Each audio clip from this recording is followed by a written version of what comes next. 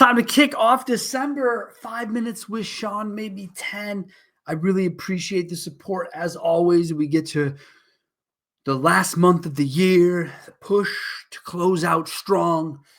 It's always exciting. And it's always crazy to think that we've already done 11 months of these, and now we're going to turn it back over to January and start over again. It's a lot of fun, but I'm here for it. Let's get started on this month. So we're going to have some fun, as I mentioned at the end of the last show.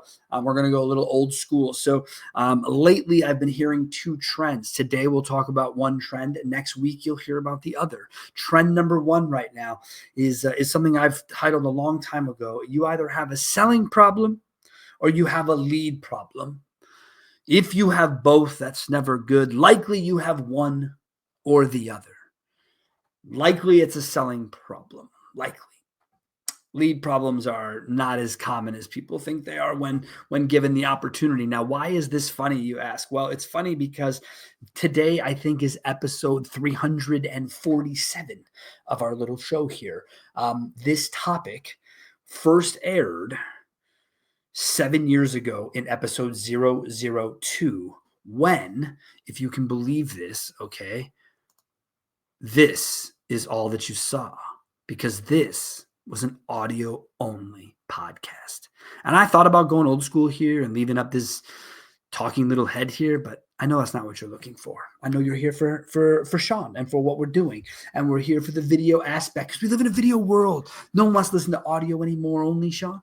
That's what I heard after episode 50, 51. I think we switched over. It was basically a year of doing the show, and we switched to the video that you see before you.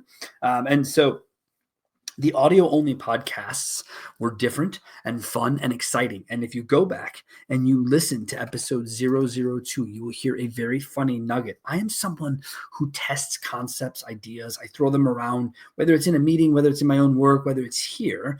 If you go back, what you will hear is you will hear me call this 5 minutes, probably 10. Think about that, my friends. Think about that. That's exactly the words that I uttered. 5 minutes, probably 10. Okay. Now I go 5 minutes, maybe 10, which was the intended title. But because I'm a tester and I like to see what sticks, clearly that one never stuck. But it ended up being very, very true. So in that episode that aired 7 years ago, which, by the way, full disclosure, have not gone back and listened to except for the first 1 minute to just hear the overall tone, hear the mistake I made, not mistake, or test I made, and then I moved on. So I have not gone back and listened to the content of it. I can imagine that they're very similar. So if someone wants to go back and tell me what was different, I'm here for it.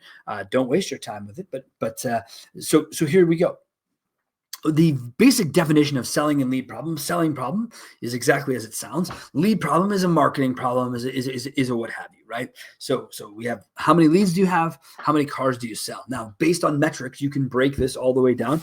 My man Sean Armour knows it well in the BDC world, but the concept still remains the same. Leads, number of them.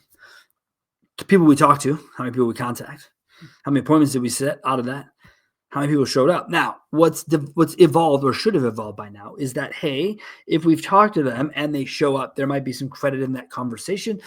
People having appointments, as hard as we've worked at it as an industry, I would still say it's at a lower level than most of us would like it to be, but that it may be a reality of the consumer. So right now in our industry, things are getting tight. Right? Why are they getting tight? Well, inventory is back. So basically what I'm talking about is 2019. In 2019, these were all the same things we were talking about because we were at that sort of depth of the lowest levels of discounts, the this, the that, everyone worrying about whatever it was. Then you get into 2020, we have a blip, and then we take off because there's no inventory. Now, fast forward 4 years later, plenty of inventory. The incentives still haven't caught up with the inventory because the manufacturer is still holding on hope they can live in this new reality that they hoped to forge out of COVID. They were going to go direct to consumer. They were never going to have to deal with this stuff again. They were only going to make just the cars people wanted. It's a fallacy from the day they said it, because they are massive automotive manufacturers. Okay, that's what we're talking about here. We're not talking about boutique manufacturers who can change on a dime. We're talking about legacy auto manufacturers who will be as they are. Now, would it be better if they could just stick to selling cars? Sure, but they've involved themselves in marketing. And so what happens in marketing? We talk about those leads, that lead to contact rate, I think is probably still the most underrated metric in the business. because it shows the quality of an opportunity. So if you go look at contact rates of website leads, those are high. If you go look at contact rates of third-party leads, they're a little bit lower. If you go look at OEM, third-party new car derived pay-per leads, or not even in lead programs, typically the worst. The workload is higher if you worry about past that contact metric. So one of the easiest ways for me to first help people decide which problem they are having is to identify the number of leads that come in, the number of people that handle those leads, and metrics attached to those leads.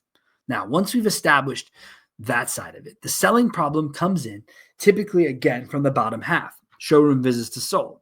Fine. Total ups to sold is the ultimate metric of a selling issue to me.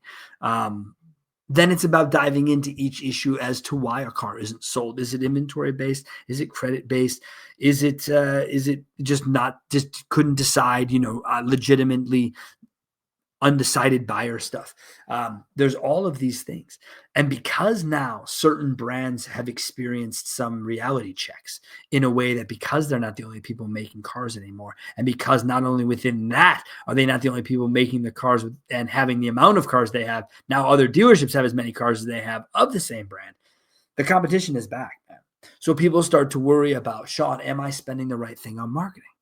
Well, let's ask ourselves what's changed. A lot of our clients, not much has changed in 4 years. And that's because most of them didn't take their foot off the gas in COVID, and most of them aren't having to apply the gas because of that, which is something a lot of dealers, and if you're watching this show and you're not a client of ours, dealers, let me tell you something. If you're sitting here saying, I'm spending too much money and I haven't spent money for 4 years, remember this. The 4 years you haven't spent. But more importantly, there's a lot of people like you. And so when you all re-enter the market together, what do we end up with? We end up with a ton of competition, a ton of expense that comes in. People have to watch how much they spend on Google. You have to watch how much you spend on third parties. These are all things that can be attached to a lead problem. The selling problem, most frequently, and I've learned this now because of my boy Josh Sack doing the CRM Done Better work with us. Selling problems come down to underutilization of dealership paid for tools. Those tools are call recording technology, the CRM. That's enough, right? How about texting tools? Okay, we can go there as well.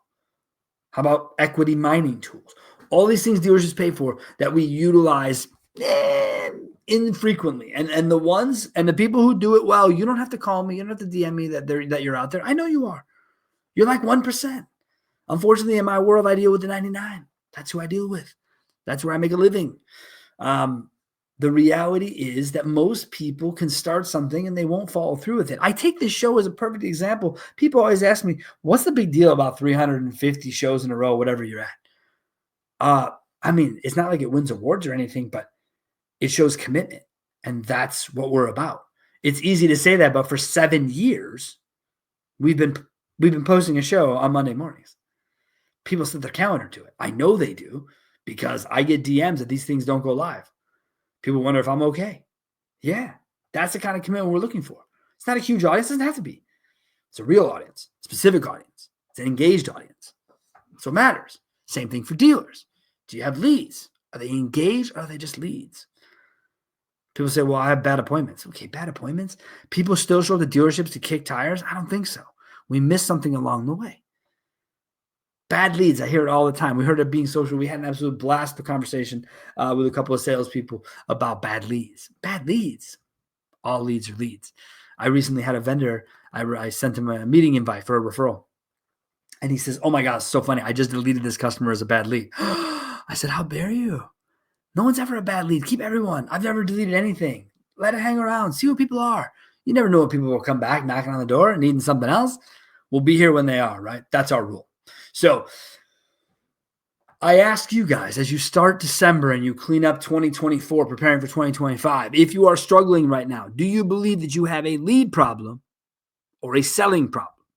And that takes a lot of self-inspection, self-dissection, and being truthful with yourself. I hope you can do it. It'll be worth it in the end. Now go out, have yourselves a great rest of your week. Next week, tune in for the second buzzword topic that brings us right back to 2019. Thanks a lot. Have a great week.